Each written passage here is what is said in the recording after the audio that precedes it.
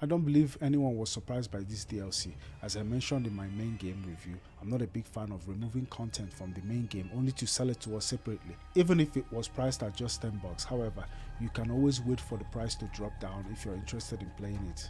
If you're familiar with the original game, you already have a good idea of what Separate Ways entails. To be honest, there wasn't many significant changes from the main game, apart from Ada 1 becoming the controllable character, and some minor gameplay tweaks. Notably, the inclusion of the grappling gun caught my attention.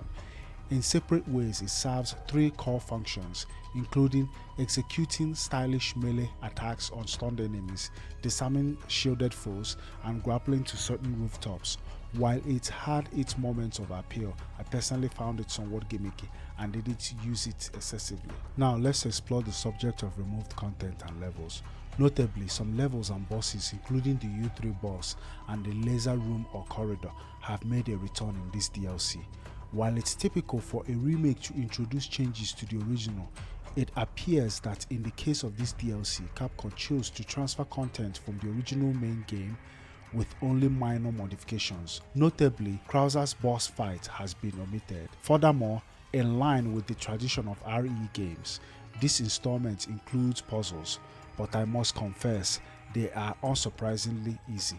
Similar to the main game, Separate Ways also offers post-game rewards, a common feature in RE games. Upon completing specific challenges, you will unlock various rewards such as clothing options, weapons, and my personal favorite, unlimited ammo for one or more of your weapons. While I can't speak for other gamers, this feature significantly enhances the game's replayability for me. Regarding the location in this DLC, Capcom guides players through some of the same familiar areas from the main game, albeit from a different character's viewpoint, as it is typical for RE games. In this case, it is Ada's perspective, a choice that I personally appreciate due to my fondness for the character. Notably, there have been some changes to the game's bosses.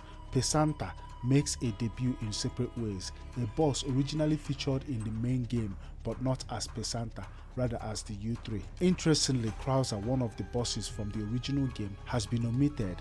This might seem a bit unusual, but I can't say I'm disappointed, as his original fight wasn't particularly enjoyable. In contrast, Ada still faces off against Sandler, an expected encounter if you play the main game.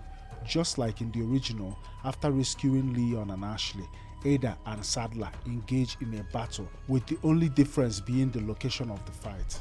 Another significant character in Separate Ways is Louis, and much like in the main game, he receives more screen time, which in my opinion is a welcome addition. As for the story in Resident Evil 4 Separate Ways, Ada is still tasked with retrieving the sample for Wesker, mirroring the original game's premise. However, in this remake, Ada faces the added challenge of being infected with the virus from Pesanta. This means that while trying to secure the sample, Ada must contend with Pesanta and come to the aid of Leon on multiple occasions. The storyline offers a fresh take on familiar events and adds depth to Ada's character. In conclusion, Resident Evil 4's Remake Separate Ways DLC offers a familiar yet somewhat okay experience for fans of the original game.